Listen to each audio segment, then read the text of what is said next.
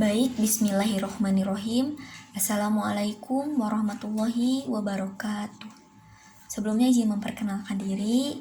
Nama saya Wuri Ayu Wardani dari Prodi D3A Kebidanan tingkat 1. Di sini saya akan menjelaskan materi mengenai jabatan fungsional bidan.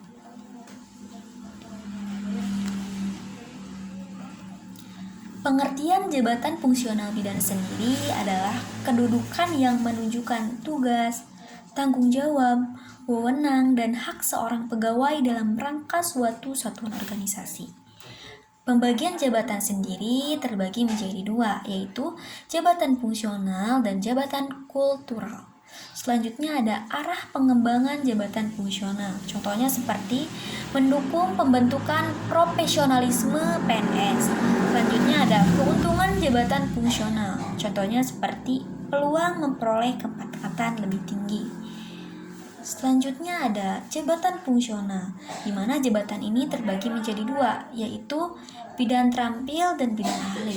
Bidan terampil yaitu bidan pelaksana pemula dan pelaksana lanjutan, sedangkan bidan ahli yaitu bidan pertama, muda, madya.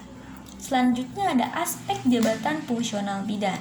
Pengertian aspek jabatan fungsional bidan sendiri yaitu kedudukan yang menunjukkan tugas, tanggung jawab, wewenang, dan hak seorang bidan dalam suatu satuan organisasi yang dalam pelaksanaan tugasnya didasarkan pada keahlian dan keterampilan tertentu serta bersifat mandiri.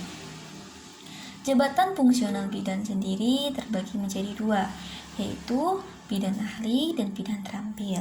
Selanjutnya, jenjang jabatan bidan terampil dari yang terendah sampai yang tertinggi yaitu yang pertama bidan pelaksana pemula, yang kedua bidan pelaksana, dan yang ketiga bidan pelaksana lanjutan.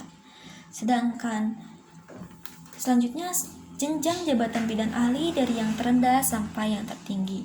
Yang pertama bidan pertama, yang kedua bidan muda, yang ketiga bidan madya.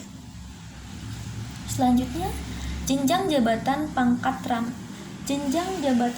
bidan terampil sesuai dengan jabatannya adalah sebagai berikut. Yang pertama bidan pelaksana pemula, yaitu memiliki fungsi sebagai pengatur muda golongan ruang tingkat 2A. Yang kedua, bidan pelaksana memiliki fungsi pengatur ruang tingkat 1 golongan ruang 2B. Fungsi selanjutnya yaitu pengatur golongan ruang 2C, dan yang terakhir pengatur tingkat 1 golongan ruang 2D. Yang ketiga yaitu bidan pelaksana lanjutan. Bidan pelaksana lanjutan sendiri memiliki fungsi sebagai penata muda golongan ruang 3A dan penata muda tingkat 1 golongan ruang 3B.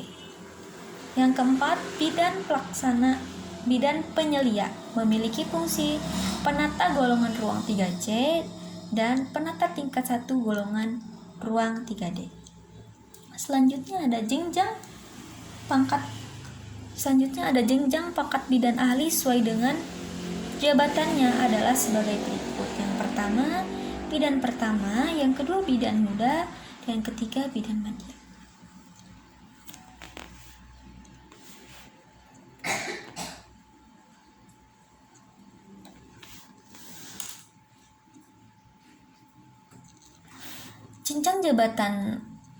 Jenjang pangkat bidan ahli dengan sesuai jabatannya sebagai berikut. Yang pertama bidan pertama.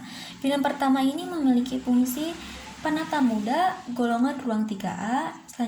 Fungsi selanjutnya itu penata muda tingkat 1 golongan ruang 3B. Yang kedua bidan muda yaitu memiliki fungsi penata golongan ruang 3C dan penata tingkat 1 golongan ruang 2D. Selanjutnya bidan madya memiliki fungsi pembina golongan ruang 4A, yang kedua pembina tingkat 1 golongan ruang 4B, dan fungsi selanjutnya yaitu pembina utama muda golongan ruang 4C. Selanjutnya ada dasar hukum tentang jabatan fungsional bidan. Menurut KBBI sendiri, pelayanan diartikan sebagai membantu atau melayani apa yang dibutuhkan oleh seseorang. Menurut KBBI, jika dikaitkan dengan masalah kesehatan, diartikan pelayanan yang diterima oleh seorang dalam hubungannya dengan pencegahan, diagnosis, dan pengobatan suatu gangguan kesehatan tertentu.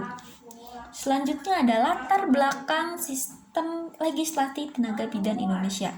Yang pertama, menurut Undang-Undang 1945, amanat dan pesan mendasar dari Undang-Undang 1945 adalah upaya pembangunan nasional.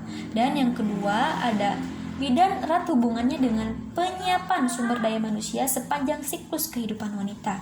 Yang ketiga, ada aspek-aspek hukum praktik kebidanan di mana diatur pada Peraturan Pemerintah Nomor 32 Tahun 1996. Dan yang keempat yaitu pelayanan bidan yang terkait dengan aspek hukum. Yang kelima, dasar hukum yang terkait dengan profesi bidan. Yang keenam, otonomi bidan dalam pelayanan. Selanjutnya ada model dasar praktik kebidanan. Yang pertama ada sertifikasi, yaitu pengaturan kompetensi. Yang kedua registrasi, yaitu pengaturan kewenangan. Dan yang terakhir ada lisensi, yaitu pengaturan penyelenggaraan kewenangan.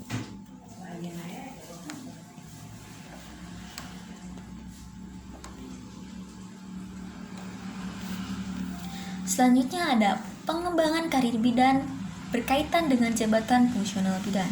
Pengertian pengembangan karir bidan sendiri yaitu pengembangan karir bidan sendiri yaitu bidan adalah perjalanan kerjaan seorang dalam organisasi sejak diterima dan berakhir pada saat tidak lagi bekerja di organisasi tersebut.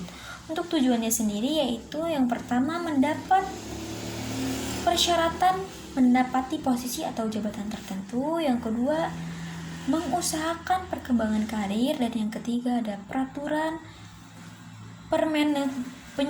pendayagunaan aparatur negara nomor 1/M-PAN-1/2008. Selanjutnya ada prinsip pengembangan karir bidan sendiri. Yang pertama ada pendidikan lanjut, dan yang kedua ada tujuan pendidikan lanjut. Selanjutnya ada sasaran dalam pendidikan lanjutan. Yang pertama, bidan praktik swasta.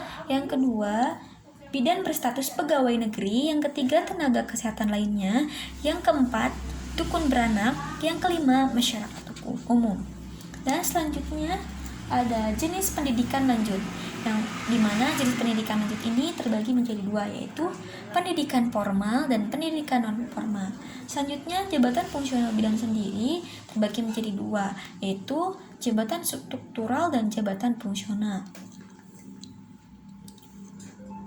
Prinsip pengembangan karir bidan dikaitkan dengan peran atau fungsi dan tanggung jawab bidan. Yang pertama sebagai pelaksana, yang kedua sebagai pengelola, yang ketiga sebagai pendidik, yang keempat sebagai peneliti atau investigator.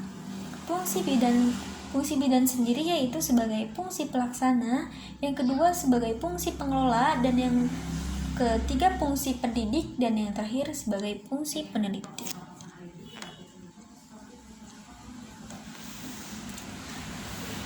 Dan yang terakhir ada tanggung jawab bidan. Tanggung jawab bidan sendiri sebagai tenaga profesional, bidan memiliki tanggung jawab dalam melaksanakan tugasnya.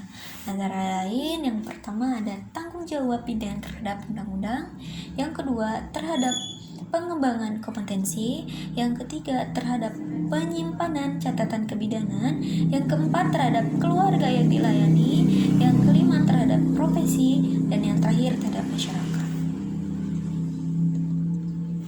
Cukup sekian materi mengenai jabatan fungsional bidan yang bisa saya sampaikan. Kurang lebihnya mohon dimaafkan. Maaf apabila ada kata-kata yang salah ataupun kurang dimengerti, karena saya pun masih dalam proses belajar. Wabillahi taufiq wal hidayah. Wassalamualaikum warahmatullahi wabarakatuh.